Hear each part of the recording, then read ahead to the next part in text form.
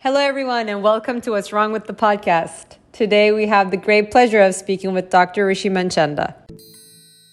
Rishi is a physician, author, and healthcare leader who has spent more than a decade developing novel strategies to improve health in resource-poor communities. He has served as Director of Social Medicine for a network of community health centers in South Central Los Angeles, as the lead primary care physician for homeless veterans at the Greater Los Angeles VA, and as Chief Medical Officer for a self-insured employer with a large rural immigrant workforce.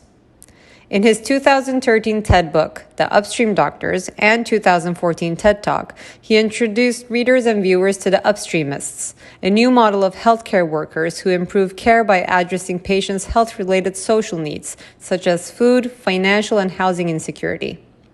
The talk has been viewed nearly 2 million times, and the book has become a recommended reading in medical schools and universities across the world.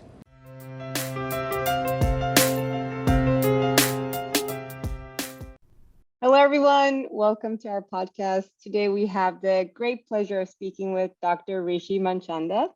Rishi is a physician, author, and he's CEO of Health Begins. Rishi, welcome.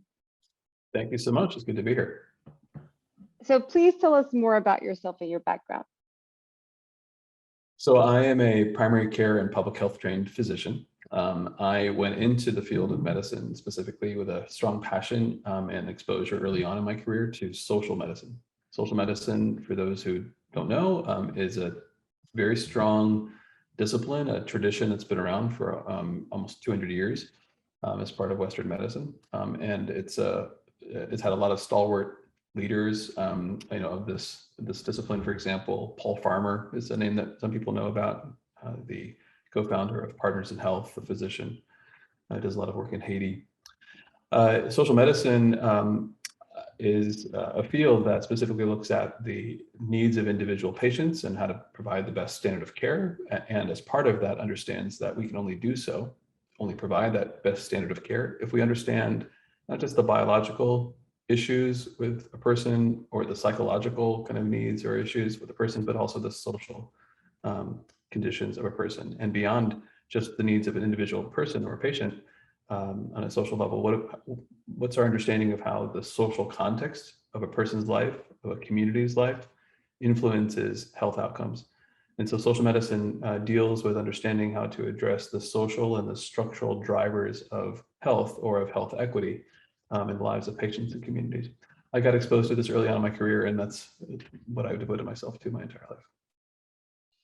That's amazing. It makes me think of, so I also am big on Eastern medicine, and I always feel a drastic difference between, let's say, two appointments, right? So if I go and get an acupuncture session, it's 2 hours. We talk everything about what I have been doing, daily habits, and everything, looking at my tongue, and from that they can tell so many things, as you may know. And then when you go to a Western medicine appointment, it's 10 minutes.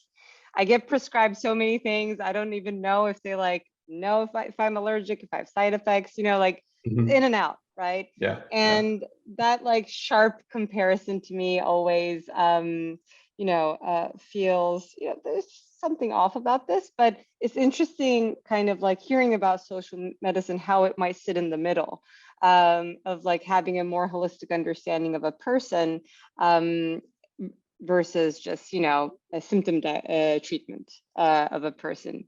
Yeah, I think I think that's right, and I think that there's a couple of important dimensions though that are worth unpacking. So some people may be familiar with fields like functional medicine or lifestyle medicine or integrative medicine. These are emerging disciplines. Some have been around a little bit longer than others. There's still a lot of things at the frontiers or the edges and the margins of it that are being figured out, and some people are pushing them in ways that are unethical and unscientific and not helpful to people's real health. But for the most part, integrative medicine and functional medicine and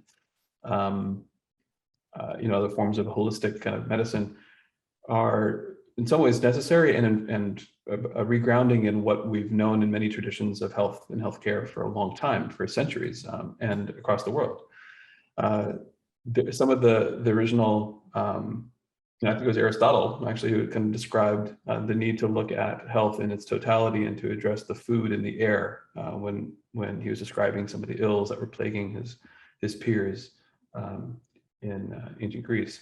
So every culture has had understanding that we need to understand the full context of people's lives. What's interesting is that Western medicine, especially the kind of experience you were describing, has been defined in that way largely because of the social and economic drivers that have shaped the delivery of healthcare in the US, right? And these are not unique to the US. This is true of parts of Europe and in many other parts of the world, including in India and other parts where people just come in for a pill or procedure and assume that's what health and healthcare is about. And the danger with that, and this is again, I think a global challenge, is that and this is a challenge also for even functional or holistic kind of medicine approaches, is that we remove the ability to understand the social and the structural context of people's lives.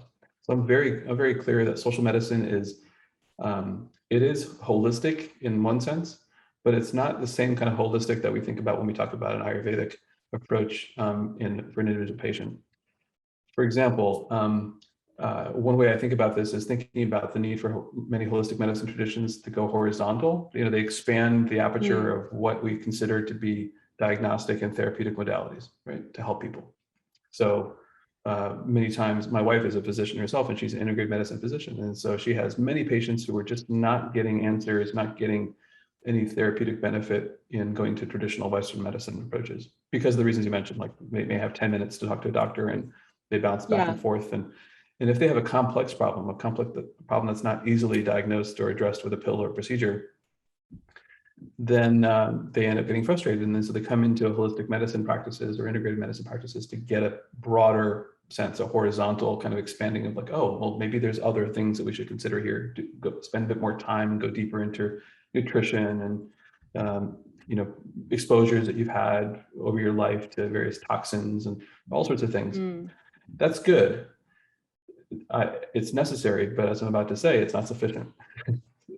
Social medicine is more of a vertical approach, meaning let's look at this kind of tip of the iceberg. Let's look at this person's experience, or let's look at even a community's experience. And community experiences are not often, community health is not something that you think about in holistic medicine approaches, right? It's very much about how can this person serve you or me. Yeah. But social medicine says, well, let's look at individual and community kind of phenomenon of health, as it manifests in diabetes or headaches or whatever the symptoms are. And now let's start doing a root cause analysis. Not just for that person, but at a social and structural level. So I'll give an example. There are many diabetic adults around the world, including in the US, who are admitted to the hospital at the end of each month at almost a 30% higher rate than other diabetic adults. And the difference, largely at a first glance, is income level. Lower income diabetic adults end up getting hospitalized more often at the end of the month compared to higher income diabetic adults. Why is that? Is that to do anything with Ayurvedic approaches or traditional allopathic approaches or homeopathic approaches, whatever, osteopathic approaches? No, it has to do with the fact that that person in the US in particular is less likely to have enough money to make ends meet at the end of the month when the paycheck runs out. And so they spend all their money taking care of themselves, their loved ones, paying for the rent, utilities, food, and feeding their kids, feeding their elderly parents. And then they take the medications, the blood sugar lowering medications that doctors prescribe, but they don't have any food to feed themselves. And so without any food in their stomachs, as they take the medication as prescribed to lower the blood sugar plummets and they get hospitalized for it. This is happening at a huge rate across the country right now, 30% higher risk of being hospitalized at the end of the month. And why is that? It's because of social factors and structural factors. That person is food insecure. That's a household individual phenomenon. Yeah. The community they live in, they may live in a food desert, right? Which makes it harder for them to access food in the first place, healthy food, in an affordable way. And then that food desert is there, at least in the US, not by accident, but because of structural racism, historic choices made over decades, including recent years, that dictate where some supermarkets are going to be and some supermarkets are not. Redlining, right? Right. So in other words, a social medicine approach is distinct and complementary, I think, in some ways, at the intersection of, if you're an individual person thinking, what does this mean? Well, when you're sick, holistic medicine approaches sometimes can be helpful when traditional Western medicine can't help for you individually. Right. But when we look about your neighbor and your family and your other neighbor, and then zoom out to your neighborhood, and then to your county or your community, and then to the health of a nation, right? Right. At each level, it's not sufficient just to look at pills and procedures, or to look at, we need to be able to go deeper. And this is the vertical approach. Social medicine is about going deeper into the why. Why is this happening? And let's understand, only way to understand that is to do a social and structural analysis of it. And then more importantly, not just to analyze it, but to do something about it. That's what I'm curious about. Right. And this, yeah, super helpful. And also like talking about, I guess, not the problems we see, but why we see them. This seems to be like the only way to go. I mean, how you mentioned about integrative or holistic medicine, it can sort of help you, the individual itself, and like all the range of things you can try to find the cause of the problem and maybe solve it for yourself, right? But there's, in addition to that, even like with the individual themselves, there are many other question marks. Like, do they have access to those things? And from that also, when you zoom out even further, there is things that are not in their control also that might affect. And in addition to like socioeconomic status you're talking about, I could definitely see like so many cultural habits and behaviors that you see more common in those like neighborhoods could also impact so much of the behavior. And things that are totally unrelated to like, or seems like that's unrelated to healthcare, right? Like I could see a single mom with no childcare support also not getting enough nutrition, nor has the time or energy to think about what nutrition diversity I should have in a day, and really just making the ends meet, but also neglecting themselves for many other reasons. So it's very interesting to really be able to zoom in on the person's life and their own experience to be able to understand what is the root problem here that is causing the symptom of a body, but also what are some community or societal trends that we're seeing that also add to this problem. And if anything, I see this as like a more, maybe a solution in the short term, but also as in the long term, right? To be able to even guide politicians on what type of decisions they're going to make. Yeah, that's precisely right. Yeah. And there's a couple of really, really interesting things I want to kind of double click on there, but we mentioned. One of them is one of the challenges, one of the reasons that this is such an important discipline and important approach to take, this idea of understanding the social and the structural drivers of problems, or in this case, in my field, health equity, health, why some people are sicker than others, why individuals, experience worse outcomes than others, why some people don't have the opportunities for health compared to others.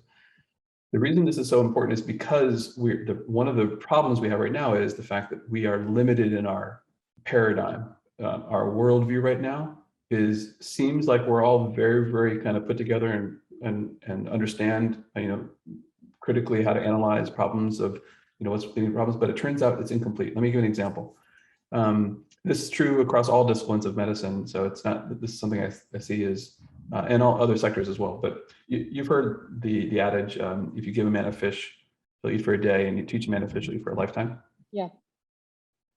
That adage is so commonplace right now, and because it resonates with a deep understanding of behavior, right? Like if I have the skills and the knowledge to fish, then that changes my life. Don't just give me a fish, teach me how to fish, and that's it.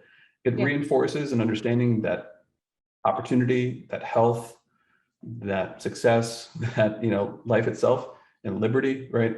All these things that we value and cherish are dependent upon behavior. I'm going to challenge that adage and say, again, let's now try from a social and structural analysis and realize the paradigm shift required.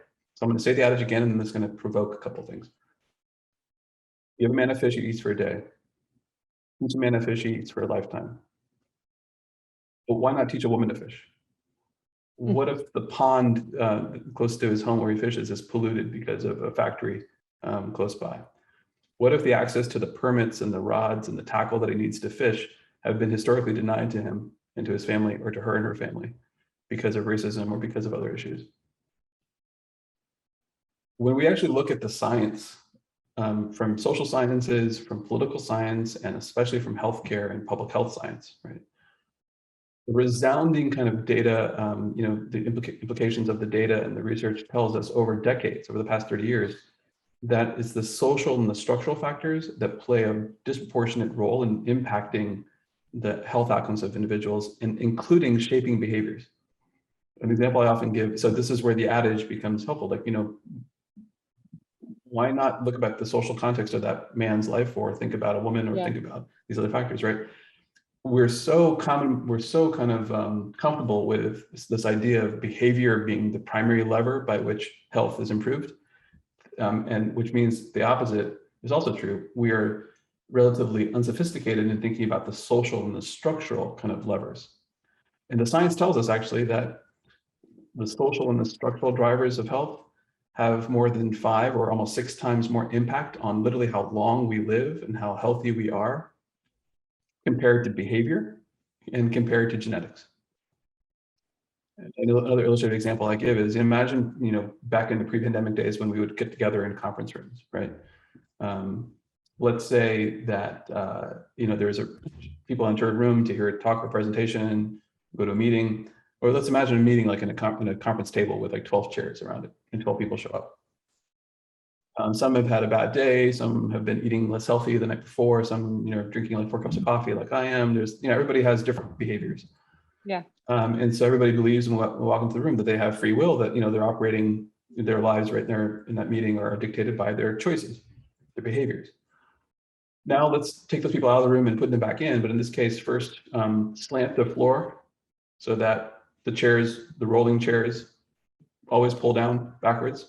And some chairs are fixed, so they will never kind of go down. And some chairs are rolling, so they'll just go down. Let's also take out 10 of the 12 chairs. So there's only 2 chairs left in the room. 1 chair is rolling and the other chair is fixed.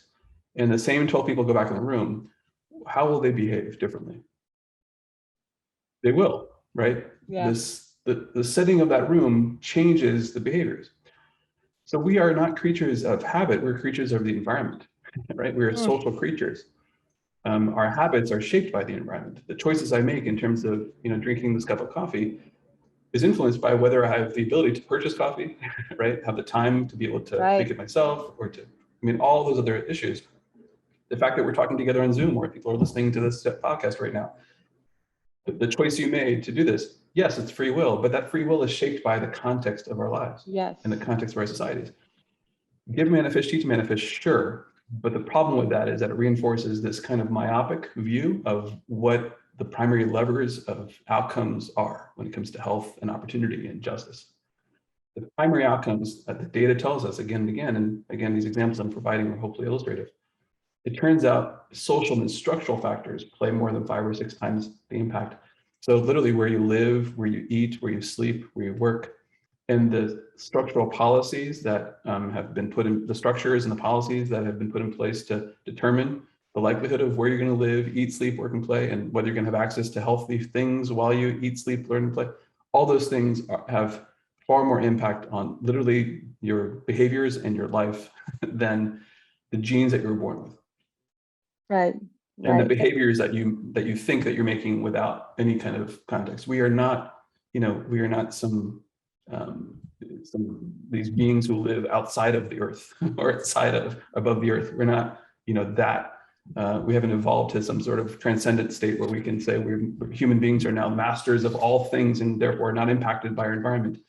Just like your pets, just like your kids, just like your family, and just like humanity forever. We're always shaped by the social and structural context. And so a social and structural analysis requires us to challenge the paradigm. And when we do that, things unlock. So for example, instead of just pills and procedures, we should be asking yourself about access to a park. Yeah. Right. And expect of our health systems, not just healthcare, but also public health systems and policymakers, and exactly to your point, politicians, driven by us, right? to be able to demand that people have just as much access to pills and procedures as they do to parks and to other social and structural kind of opportunities that provide them with the ability to live healthy, productive, full lives. We need to start to really look at these are the upstream factors, I call them. That's the work of my life and the work of many people who, at least in healthcare, look at social medicine, but it's not, it's social medicine and healthcare. There are other analogs in other fields, in law and in public policy and in social sciences and political sciences as well, this ability to look at the root causes or the social causes. Does that make sense?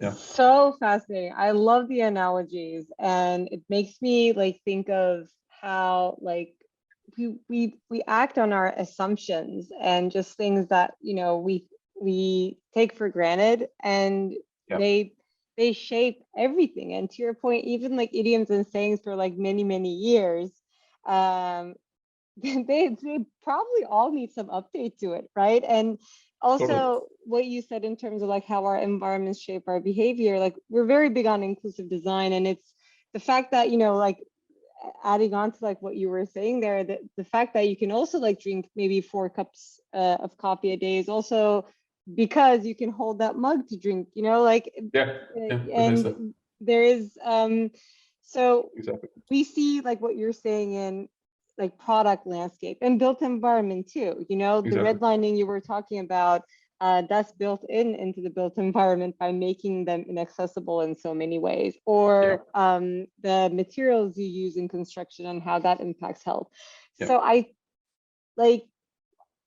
I'm having kind of like a aha moment almost, where like I see social medicine experts really have to be consulting and collaborating with all different disciplines. Like initially my thought was like, okay, this could be super helpful for policymakers because you can go to the root of the problem, but also for architects, for consumer goods brands. Like people, if they really want to create an inclusive environment or inclusive like global landscape in every sense of the way, all sectors really have to have a deep understanding of how their own sector impacts human and environmental health, really.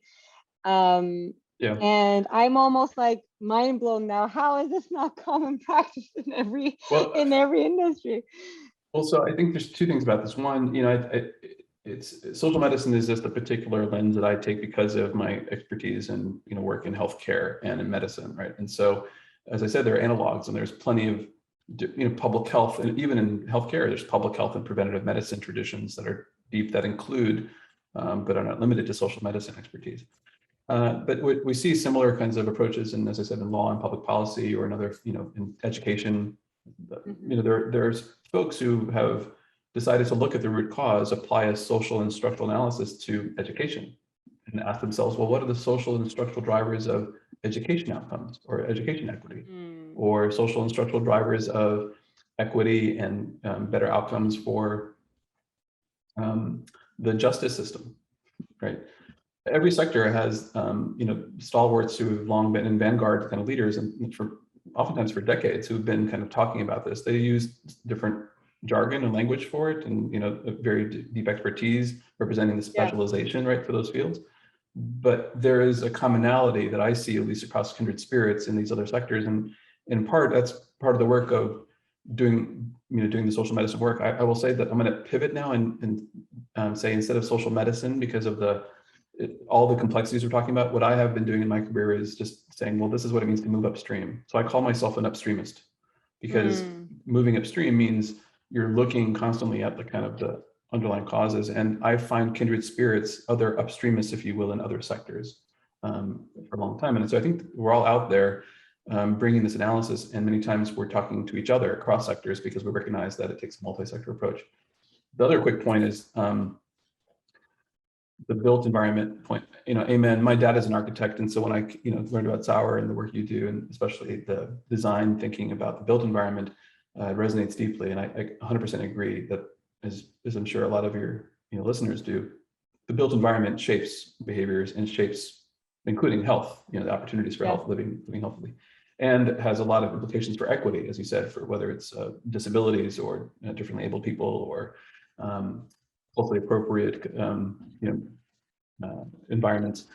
The thing I wanted to kind of take with the built environment is to kind of turn it around a little bit on its axis and look at the other side of it, which is the other part of the environment, the same kind of set of edifices that exist that are unseen, but deeply kind of structural, just as much as the rebar in the building that you're sitting in right now is. And those are the policies, right?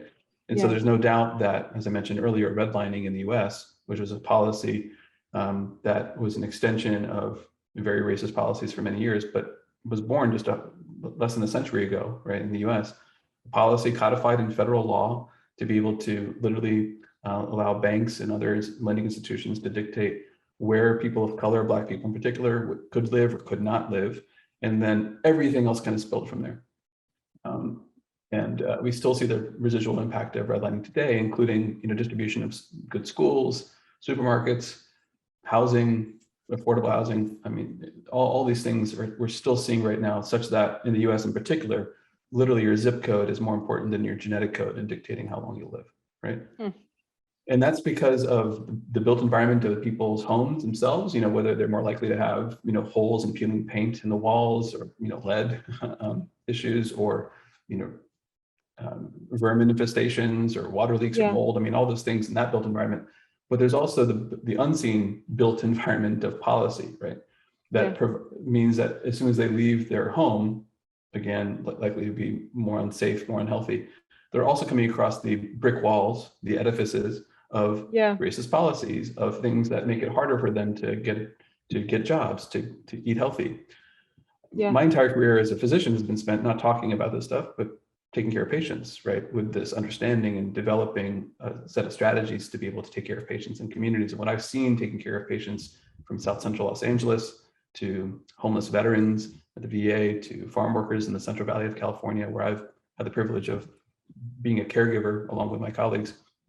I will tell you that the folks that I've talked about who are the least resourced are working 10 times harder than many of us who are more privileged, because they're hitting more walls in their lives, right, every day, seeing the built environment and the unseen kind of edifices of structural of unhealthy structures, right, are just as important. So both are important in thinking from a design perspective, from an architectural perspective of the positive, the space and the negative space, right? And the negative space is occupied by policy edifices, policies that literally, sometimes trap people in and make them work 10 times harder just to be able to kind of get by or get a living. That's the nature of the lives I've seen right now. And I just want to underscore that there's the built environment, absolutely, and then there's the policy environment. And those structures are just as kind of impactful on people's health as anything. And so a lot of what we do in moving upstream is thinking about how to improve both. Yeah, because to all your, like what you've just said, and it's so true about how the financial world, the banks, the lenders, like they have so much control over what's being put out there in terms of whether that's like a built environment product, or even like when we look at companies, that are controlled by either shareholder profit and really like trying to aim for that, or venture capital money.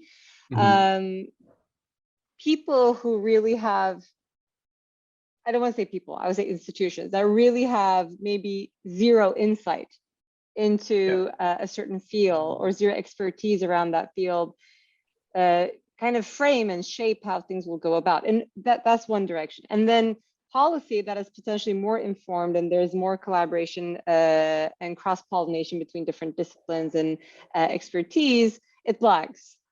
Right, so we see like one end being a total outside, and this is a conversation, of course, we often have with like developers, right, in the built environment. So of course, there are developers who only care about profits, so they would put out products, built environment products that will fit that. Or there are developers who want to do something different, but either they're very restricted by zoning requirements, so that's where we're talking about like the invisible built environment, or banks. And they need to really create something cookie cutter to get the financial backing. And I think last year was a very interesting case example on how at least the policy lag piece can really just shift. And we were experiencing, well, still are experiencing a global health crisis. And suddenly we see so much like funding and backing for private companies and institutions in order to be really fast at furthering research in a field. We see treatment subsidization, right? Like we see monetary incentive to receive vaccination. And like, does it really have to take a global crisis to be able to get to that point? And if we assume policy will always lag, what can happen, similar to like your efforts at like Health Begins too, what can happen more on the bottom up push end that could really force change? Yeah. So, I mean, it's a good segue maybe to the solutions, like, you know, what we're trying to push for right now. What there's, I'll kind of describe Health Begins work and situate it within the kind of the multiple levels of opportunity or action that I think are important here, including what you talked about. There's macro policy work, right? There's macro change. There's and that's exactly the kind of where I would bucket many of the interventions, the policy interventions that you described. And you're exactly right. You know, I think the last year and a half showed us that if we must, then we do invest, right, in things that are that elevate the common good.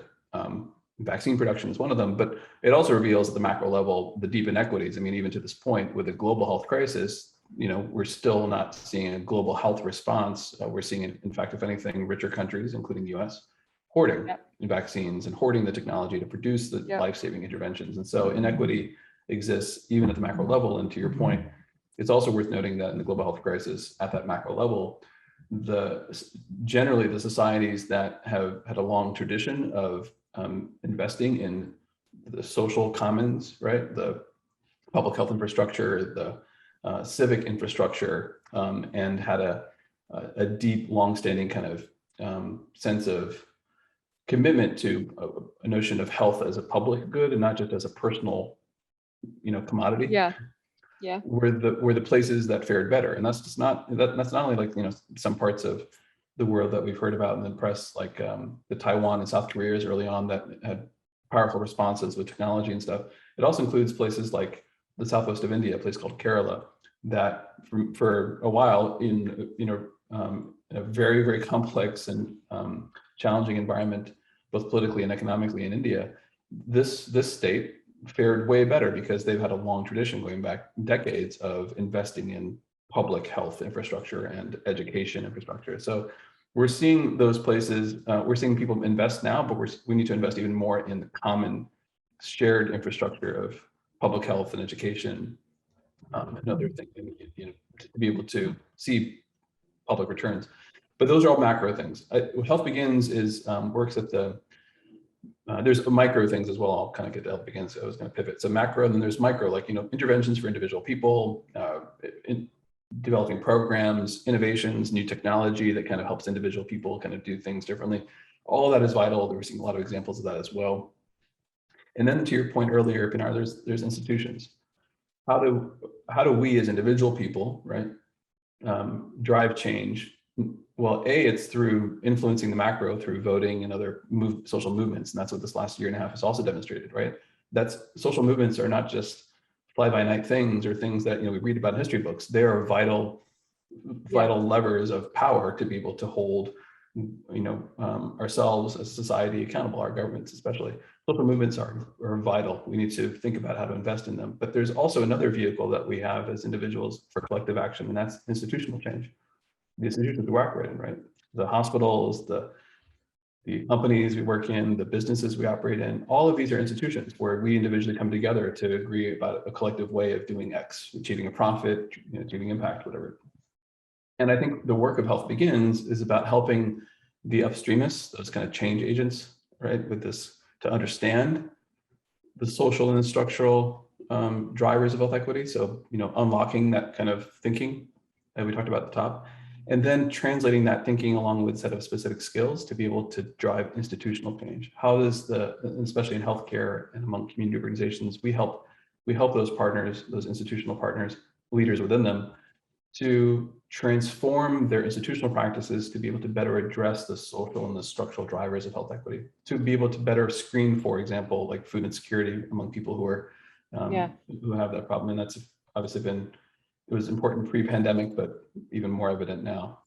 But not just to stop there, but to say, well, how do we as an institution now play a role in addressing and removing the food desert, right? That is impacting that. And then how do we as an institution now support changes to dismantle the structurally racist issues or other structural determinants that put that food desert in the first place? A lot of what we do is to help institutions we do strategy consulting to help individual institutions as well as collectives of institutions, largely again, the public health and healthcare space, to come together and find new ways of leading, partnering, and supporting efforts to address the social and structural drivers of health inequity.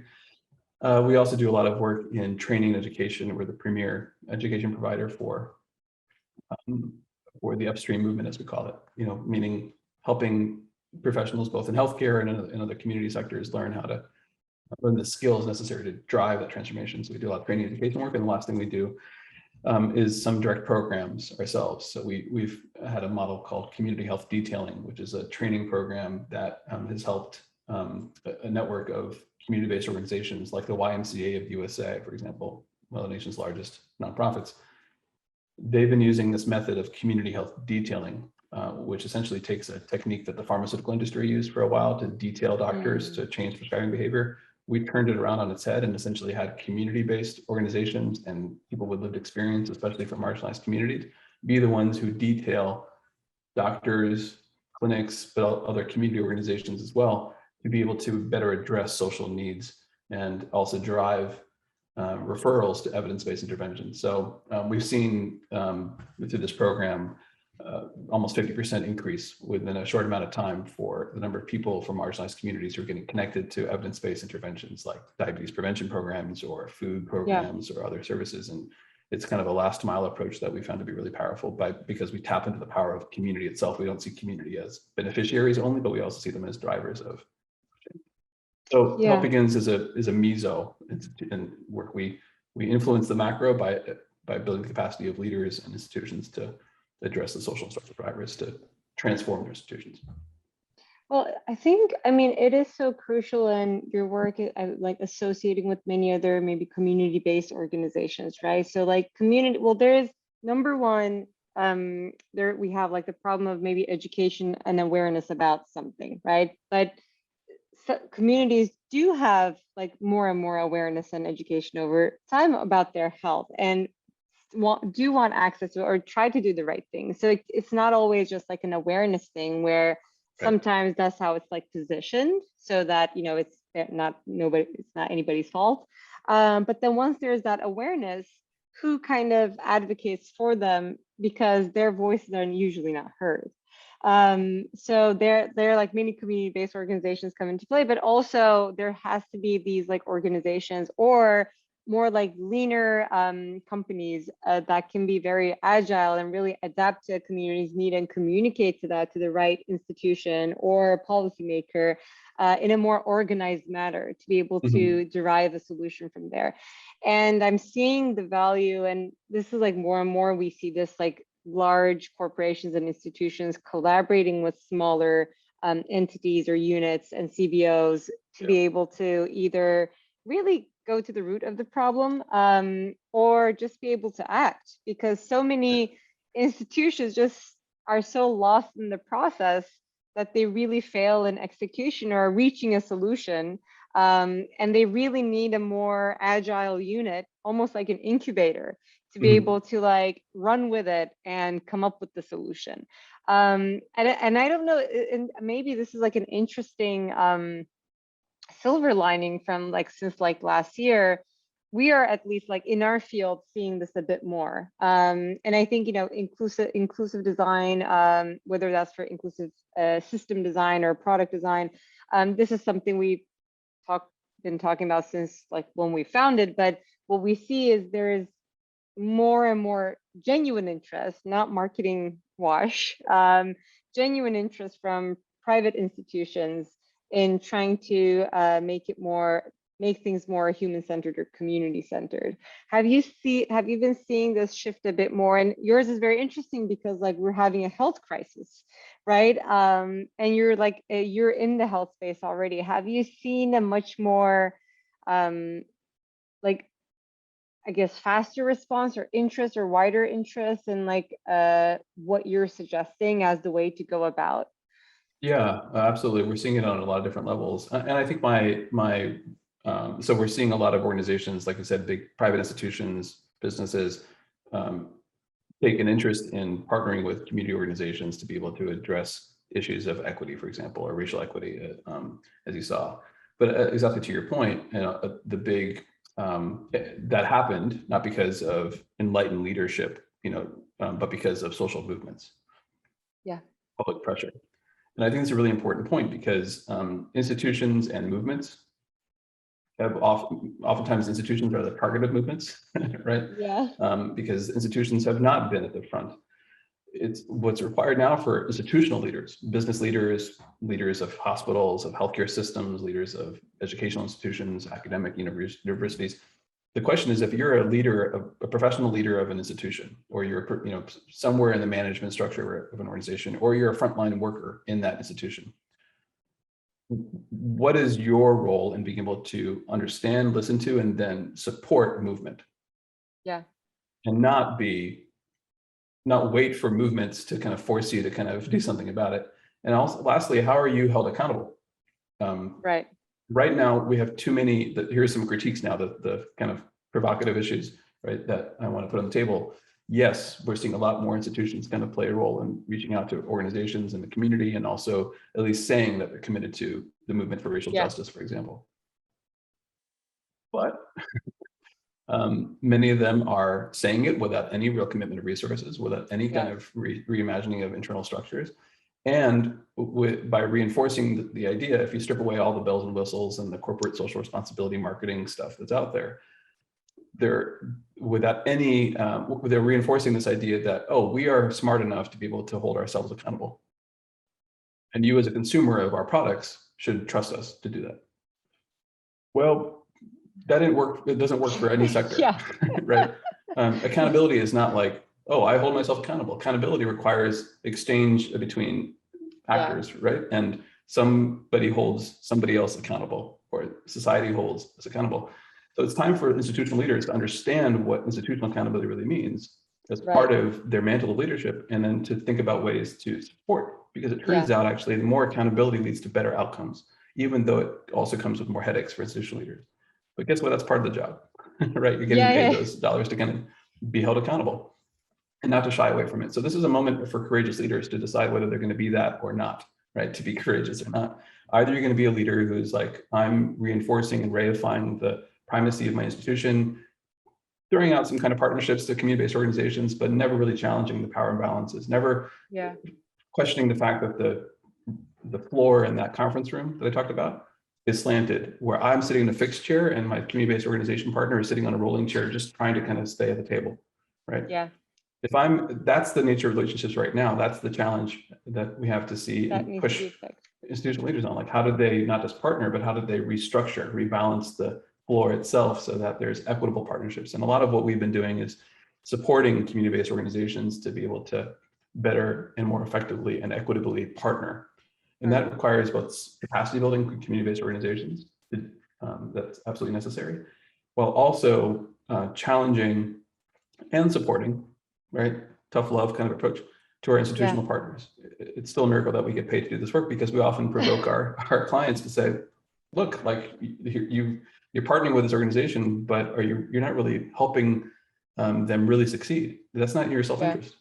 So, how do you start to reorganize yourselves internally to be able to support true equitable partnership rather than just lip service? So amen to your point. I think there's a lot more work happening these days, but the proof is always in the pudding, and we are pudding makers. Exactly. And just because there's progress doesn't mean we stop there. Just because there's representation doesn't mean that's diversity. I think there's still a lot way to go in so many ways. And to your point, last year we saw a lot of we heard you and we're acting on it.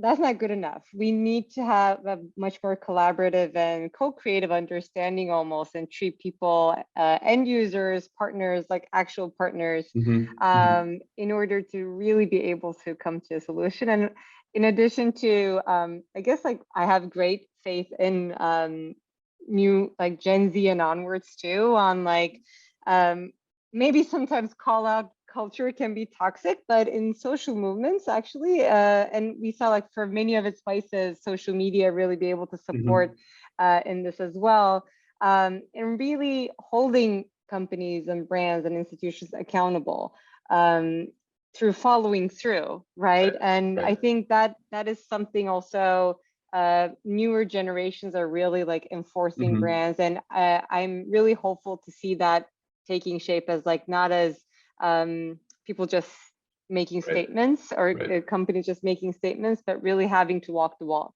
And with like organizations like yours, how to go about it and have much better understanding on how to do that, that education is still very much is needed, and everybody should be aware of.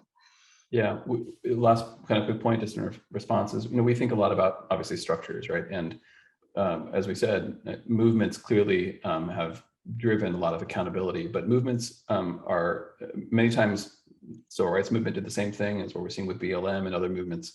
Movements are often demand structural changes, so that movements aren't always required to be able to create the structures of accountability for institutions. And so a lot of what we do is think about the structures of accountability. And so yes, social media, social movement, like the public pressure is necessary, but there's then the question of, okay, so how does that wind create the sails? What are the sails that it's pushing against in terms of accountability systems? There are 5 components of accountability that we've mapped that based on the literature and about institutional accountability that's out there, and we've applied it to healthcare, but it's applicable to other sectors. There's community-centered governance mechanisms of accountability. Is the community not just a beneficiary or an advisor, but really involved in governance for an institution and for in the community? So community-centered governance. And a related point about community-centered monitoring, to what extent are communities monitoring institutional efforts? There's mechanisms of institutional redress. So how do institutions actually acknowledge the role they've played in addressing these things? This is a big thing right now, because in the last year, we saw a lot of institutions say, for example, racism is a public health crisis, in healthcare at least, or racism is a major issue. And that's good, necessary work. But very little acknowledgement afterwards about any internal truth and reconciliation process to say, well, in our institution has perhaps played a role in at least ignoring, if not perpetuating, these things. In healthcare, there's been a reckoning. So institutional redress is required to be able to be accountable, because institutions can't say, oh, we just kind of arrived at the scene here, right? The scene of structural racism. Like, institutions are the ways in which structural racism has been implemented. So there's a need to have institutional leaders kind of identify ways in which historic practices have been problematic, both for racial equity and other equity issues. Third, fourth, and fifth kind of components are transparency and answerability. To what extent do institutions make their data transparently available for public scrutiny? To what extent are they answerable? Do they provide information on the decisions they made or not, about what to do about those? That's transparency and answerability. The next one is compliance. Are there monitoring systems in place so that the institution can be compliant with whatever the changes are that are required? And the last thing is consequences. What are the consequences, whether it's through enforcement or sanctions, or even positive consequences like incentives and rewards, right, that are given to institutions to hold them accountable? Those are 5 different key mechanisms of institutional accountability that are so important from an equity perspective right now. And we need to now look at those 5 components as the structures, right, that the movements, right, are helping to kind of fill up. It's a scaffolding that the energy of the movement now can kind of help to fill in, so that we can strengthen the accountability system, so that we don't always have to march in the streets to be able to demand our institutions to be better. So now we have the structures in place to do that. That's our high level thought about accountability. And we do a lot of work helping institutions and our partners use those 5 components to start thinking about how they can assess their own strengths and how we can help communities strengthen the systems of accountability for them. I love this so much, because it's a good reminder to all of us, that it's such a, similarly to like collaboration, like I think both terms are used like very loosely and lightly and often, that we sometimes forget the depth of what that actually means. So thank you so much for walking through that. I think it's so important to know and understand. And I know, like, I mean, I can ask you questions all day, but we're gonna have to slowly wrap. So my last, I guess, quick question would be, and we're seeing this more and more where younger generations are trying to create more impact in whatever shape or form that may be. So what would be your advice to anyone who wants to get into a field to make progress there and push some boundaries and hopefully make change? Stay connected and find a mentor. So one of the things that I think is very challenging is being able to keep the fire lit and then to learn about ways to use that as you progress in your career.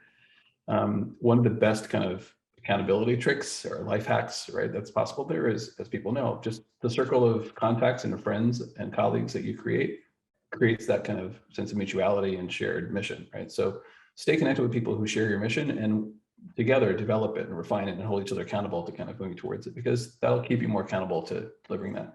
I've been fortunate to have an incredible group of friends in various stages of my life who have been there to help me, whether, explicitly or just because of who they are and what they mean and how they inspire me, have always said, well, am I keeping the fire lit in the way that would make my friends proud? Right? Make my community proud. So keep the fire lit by staying connected. And secondly is the find a mentor part of it. We are part of a long line of people, right, who have been thinking about these issues right now. And the hubris of every generation is that it thinks it's first on the scene, that, we're both the beneficiaries of we're at the pinnacle of progress and we now get to reap the rewards of it. And, maybe we'll pay it forward. The reality is we're just holding the baton for this moment, right? We just got the baton. And so the next generation is grabbing the baton. And the way to kind of really make sure that they succeed and that we all succeed, right, is to understand that this is about mentorship and about finding that. So for folks younger in their careers, just starting out, thinking about ways to progress, find mentors, especially mentors who have a social and a structural analysis, right? Who think about that adage of give a man a fish and teach a man to fish, and question it and say, but why not a woman? Why not? What if the pond is polluted? Why not? What if he can't get access to the tackle, rods, and permits? Mentors like that who challenge you to think about the root causes and say, but why? But why? But why? Right? Those are the mentors you want, because you don't want a mentor who is going to reinforce a myopic perspective. You want a mentor who is going to continue to challenge you and who will be open to being challenged as well. This was so great. Thank you so much, Rishi. This was such a treat. And any, I guess, updates, things we should know about around Health Begins or yourself that we should be looking forward to?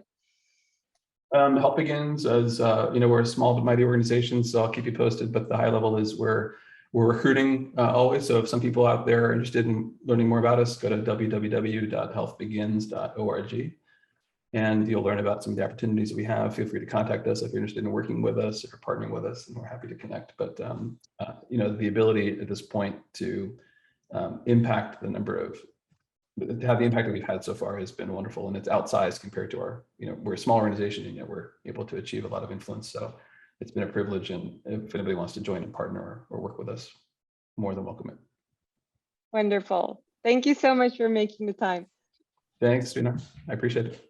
And that is this week's episode of What's Wrong with the Podcast. To make sure you never miss an episode, subscribe to our show on Apple Podcasts, Spotify, or any other podcasting platform. You can also subscribe to our YouTube channel. Links can be found in the episode description, and you can also find them on our website, podcast.what'swrongwith.xyz. If you found value in the show, we would appreciate if you could rate us and leave a review, or you can simply tell your friends about us. For more details on our guests, follow us on Instagram and Twitter. Don't forget to join us next week. Thank you for listening.